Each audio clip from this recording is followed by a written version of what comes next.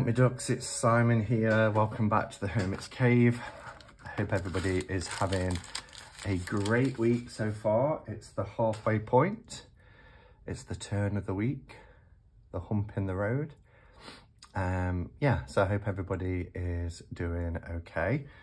I've come on today because I want to show and talk about a new Oracle deck. Well, new to me. It's been out, I think, at least a year. And I saw it on Brian's channel, and I'll explain about that in a moment. But I also received this today. It was delivered yesterday, but it went back to the sorting office because the lovely Anne Fort sent it, and it was signed to be signed for, so I wasn't home. And she is so lovely. She just said, I've been playing around. She's put a little card in as well, which is, she always does, and it's really nice. So she says she's just playing around with fabrics, and I think she said tie-dyeing fabric styles over the weekend. I'm sure she said she'd been, you know, dyeing as well. And she made this pouch, and she thought of me and popped it in the post. I've not seen it yet. So I'm really excited because her, oh, look at that. Her, whatever she makes is wonderful. And I've mentioned it so many times, but Chester, my hair, was also made by the lovely Anne, and a lot of other tarot wraps and pouches. So this is pinks and purples. And yep, she's right. She knows that pinks and purples are one of my favourite, if not the favourite. Oh, look at that. There's a little pouch here for a little white book. That is so cool. And she's stuffed it. She did say maybe it could be used for your queer tarot. And it could, but I use a handmade rainbow crocheted pouch for my queer tarot, and it is a very, very thick deck. So I'm hoping it will fit, but my idea is for my favourite Marseille deck, because it has beautiful pinks and purples in this deck. I love this. This is the new choice Tarot de Marseille, and it's got beautiful pinks and purples at the back. Now, it's quite a thick deck, so maybe it will, maybe it won't. So let's just see. And if not, then there's going to be lots of other, yeah, actually that fits. That fits pretty nice. Nice and snug, which you want. But look at that, that's perfect, actually. That is perfect. And you can, I don't know, maybe even sometimes I put in these little drawers here, crystals and things. I do have some flat ones that are like palm stones. That might be nice in there, or that could slip out. But ideally, that would be for, you know, a little white book or something. So, love it. I've often thought about getting a pouch for my new choice Tarot de Marseille. And now I have the perfect one. Look at this as well. This little coin. That is so nice. Oh, and I mean, beautiful. It is beautiful. Really nicely made. Thank you so much. You've just been so generous over the last couple of years. And I know people, because you will ask me, does Anne have a shop? And Anne doesn't have a shop at the moment. She is making things for fun, and you know, she does lots of giveaways in the Hermit's Cave Facebook group, but at the moment she doesn't have a shop. If that ever changes and Anne decides, then I will promote the life out of it, because she has so much talent and deserves people's support. But for now, she doesn't sell her products. All right, so we're here today, as you'll have seen from the title, to take a look at the Synchronicity Oracle. I haven't opened it yet at all. I didn't know this existed, I should say, until I was watching Brian's channel. Now, Brian has, in the last week, it's very exciting, in the last week started a channel, and it's the Blushing, I nearly said the Blushing Fool, Blushing Nerd Tarot. Let me just check that, okay. So yeah, it's Blushing Nerd Tarot. It's all one word with a capital B, N and T. You'll find it if you just type Blushing Nerd Tarot anyway. And he started 2 days ago. He started, and the Synchronicity Oracle, which I'm about to show, was his first ever video. And he's great, you know, he's got a lovely calming voice. His knowledge of the tarot and oracle decks and divination, he's done a reading, he does about spreads. Really, really great new channel. So channel shout out for Brian over at Blushing Nerd Tarot.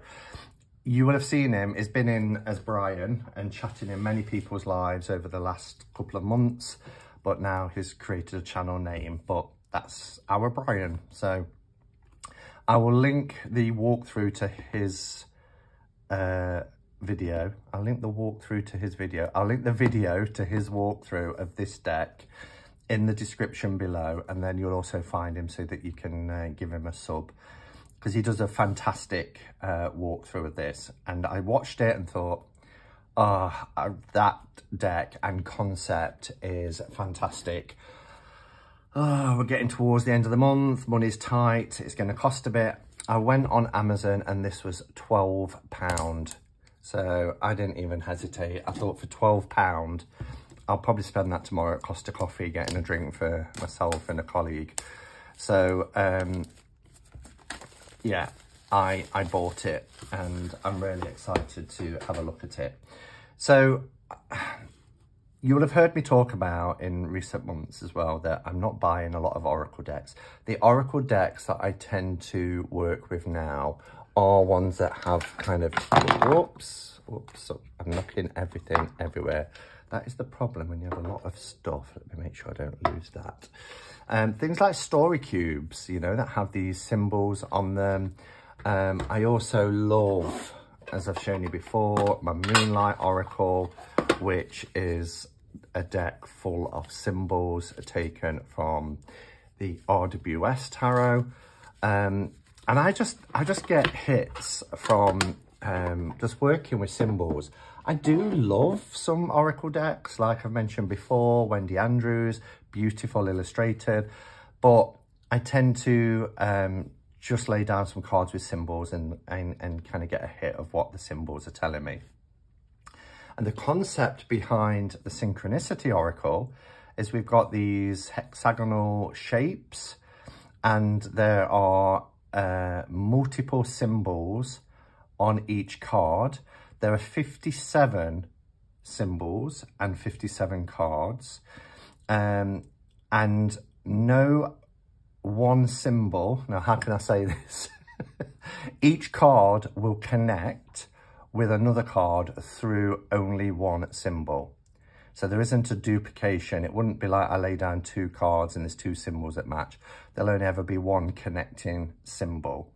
And there's multiple ways that you can work with this. But let's have a look on the back. So it says the Synchronicity Oracle will enrich your life with meaning, wisdom, and awareness. Inspired by Carl Jung's concept of synchronicity, this groundbreaking tool for self-discovery is based around 57 deeply resonant visual symbols, from yin-yang and Kabbalah Tree of Life to the mirror, the hourglass, and the dream catcher. Find the matching symbols and let synchronicity bring your unconscious insights and wisdom to the surface. And what's really great about this is there is a book in here that gives you meanings. There's also meditations. There's 57 meditations you can do as well. But it really encourages you to work with it intuitively. You know, if you see a symbol of an hourglass, yes, the book will give you a guide, but that hourglass could mean that symbol could be quite important to you for a completely different reason. So it encourages you to really work from getting those intuitive hits as well. As you search for the unique synchronicity between any two cards and enjoy the magic of finding it through this deck, you will find that synchronicity comes up more and more in your everyday life. Stimulate direct dialogue with your unconscious mind and help unleash your creative potential. And then Eaton Ilfield, I think that's how you say it, Eaton, is fascinated by the power of imagery and symbolism to enhance your understanding of the world around us. The owner of the world-famous Watkins Bookshop and publishing company of the same name, he is US chess master and author of Beyond Contemporary Art and Duchamp versus Einstein. And you can see it is published by Watkins as well. And I need to go to London. I need to go to London soon. It's 4 years since I went to London, can you believe? So 4 years I've browsed those shelves in Watkins books. So there you have it. So that's the packaging, which is really nice. We have those cutout bits, so the box prices apart quite nicely. Sturdy, has a lovely soft finish to the box. So we have the book here, which again gives you all the symbols. You've got your meditations, you've got a reflection, you have the meaning behind the symbols. We've got like a bitten apple. Here you've got all the different examples you can do.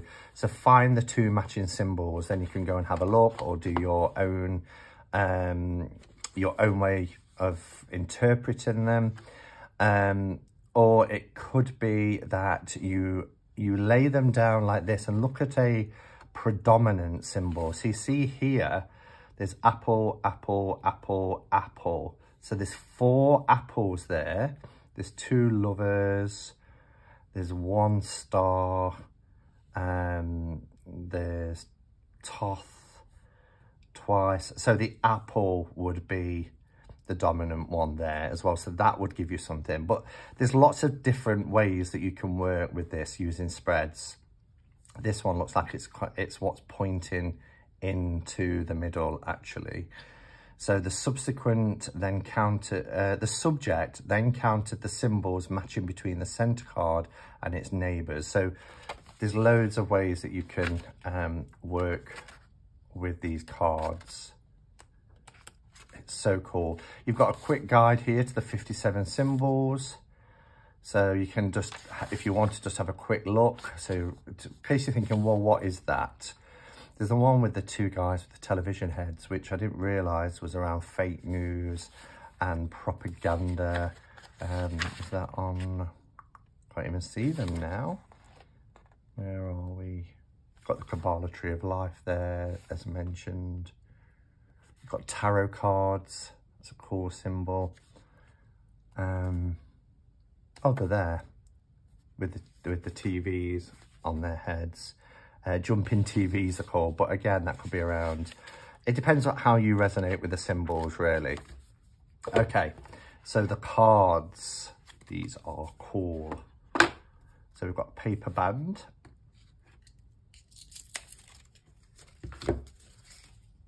Let's move the box out the way. So they're a nice size. I mean, I could compare them to a tarot, but I don't really get what we'd get out of that because they're not going to be, you can see here, if I place that at the bottom, it's, in terms of height, it's just short of a standard tarot size, but it's a lot wider. Cardstock actually is really good. That's really nice, sturdy cardstock. It has a lamination on it, but it's not super glossy. Doesn't matter which way you put them in or how you shuffle them, because you're mixing them up anyway. And you'll see, I think, is it 9? 1, 2, 3, 4, 5, 6, 7, 8, 9. Yeah, so there's 9 symbols, of course, 9 symbols, 57 cards, and 57 different symbols being used, but obviously not all on the same card. So let's look at an example. We'll just take one from here and we'll lay that down any way you want to lay it down. I pushed those both together there. Daft of me. I'll just give them another bit of a little bit of a shuffle.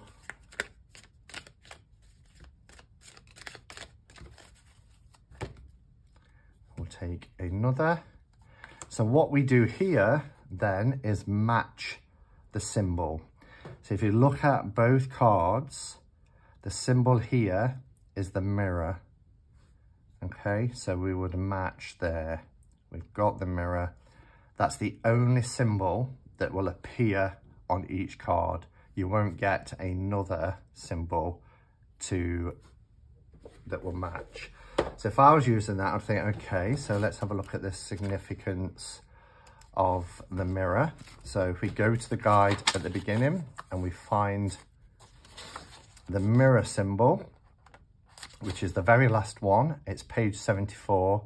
Oh, it's not the mirror, actually, it's 0. It looked like a mirror. It's the 0 representing that sort of the fall, the 0, so it's the last one. It also has them at the back as well for giving you quick, so the ones at the beginning tell you where they're located, okay? So what it is, Bit and Apple, page 23, but here you can use this guide to give you those keywords, okay? So a way to quickly learn the symbols. So if we go here for 0, nothingness, beginning, the divine, counting, emptiness. And then when we go to the book, we have 0. Now, this was really interesting. Oh, and it's interesting that this has come up as I should have remembered it's not mirror, it's 0. Because there was a printing error. So when the guidebook was printed, all the symbols were there except for the last one, which was 0. But this is a synchronicity oracle. How serendipitous is it that the symbol that was missing is the symbol for 0? So nothingness, beginning, the divine, counting, emptiness. That tells you about the symbolism. Everything starts from 0, which represents the nothingness from which the universe emerged. And we also know from modern physics that even within a vacuum, there is a vacuum energy waiting to be unleashed. We get a reflection. It goes on to give you more than that, of course. Psychologically speaking, it's more encouraging to celebrate our achievements and count up rather than down. For example, if you're counting the days of a new routine, count from 0 and so on, rather than starting at some arbitrary goal, such as 30 days and counting down 29, 28. Is there a new habit or routine you would like to start incorporating into your life? And then there's a meditation. Imagine standing in the middle of a circle drawn in chalk. Raise your hands to the sky and caress your earlobes, hips and knees. So it gives you the guide there. I'm not going to go through all the spreads because there's lots of different ways that you can work with this. You can, you know, work like that. And then I would look at this and think, okay, what's the dominant one here? Well, out of 6 cards, it's the alien because it's appearing on 4. Okay, we get the 0 again on 3. We get the telly heads on 2. And again, you could think, right, well, I want to read about 2 cards. So you could go with, you know, well, we've got the alien on 4. So that's the key message here. But I'm also being drawn to the fact that, you know, of all of these symbols, we've also got, I don't know what we're looking at. We get the axe twice. We get the dream catcher twice. Yeah, I'm trying to think if we've got the eye. We've only got that once though. So you can really study it and think, well, okay, so it could be that I've got 4 here, but I've also got 3 zeros. So, you know, my main message is working with the alien. but also I want to pay attention to the 0 again. So if we look at the alien, it's the extraterrestrial, it's an outsider, it's about space, travel, identity and shyness. That's on page 36. So if we want that deeper meaning, we can read about the symbolism. Whether or not extraterrestrial life exists, the concept of aliens reminds us of our own identity, and it's a construct, and how we see the world is often biased based on our cultural upbringing. Just as the Europeans were aliens when they arrived in North America, outsiders have the potential to bring both knowledge and represent a threat. The reflection and the meditation. So I just think this is really, really cool. We could also bring in a card to go into the middle. Does that change things at all? Well, I'm seeing the correlations here. Oh, we've got a cloud. That's the first time the clouds appeared. We're getting Thoth again appearing. We've got the Kabbalah Tree of Life, which now appears 3 times. So, yeah, I just think it's a really, really cool concept. And I can't wait to explore it. I do want to read more about the different types of layouts that you can do. It talks about oracles and tarot. And there are references to the tarot, but also things like the 0. We get the ace here, which would represent the Ace of Cups as well. So there's lots of cross references. So they do recommend starting off with 2 cards. Draw 2 cards and see where someone is coming from energetically. The past, you can do a past, present and future by laying 6 cards. So kind of like this, past, present and future. So you would link up on this one, the 0s. And on this one, you would link up, where is it? The crystals. You see there. And then on this one, if I can fit it in.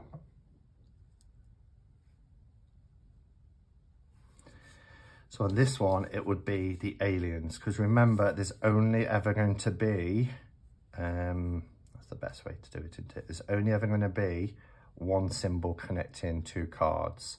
So then we have past, present, and future, or whatever 3 card spreads you use. I tend not to use past, present, and future. I use in the middle is the situation, what's on top. Well, actually, let's start with what's underneath. So the situation, what I need to be mindful of that could be potentially hidden, what's underneath the surface, what could trip me up, what do I need to pay close attention to, and then what will help. So basically it's what will help and what will hinder of the situation. So that's how I tend to do 3 card spreads. But again, there's various, you only have to go onto Pinterest or even Google and put 3 card spreads and you'll get loads of different options to look at there. And then it tells you about the ones that I've just done, you know, draw 1 more card, the final intuition card, place it in the middle. And so there's lots of different, and it gives you some examples here, okay? So they're the 3 that I've showed you. Connecting 2 cards, connecting these and looking at what's most dominant, and then putting that intuition bit into the middle. So it's a nice, easy to use, straightforward book. And yeah, I'm excited. It's been out a while. I hadn't come across it until Brian's video. So thank you, Brian, for letting me know you've done a channel, but also introducing me to this deck. There's our chakra lovers. That's a cool symbol, isn't it? The chakra lovers. I love the lion. See, that connects to the strength card, doesn't it? So really, really cool deck. Very inexpensive. But it's going to be a great tool to work with. And because I'm not huge on Oracle decks, having an Oracle deck with a different system like this, I'm really excited about. thanks for watching, everybody. Until next time, go in peace. Namaste and blessed be.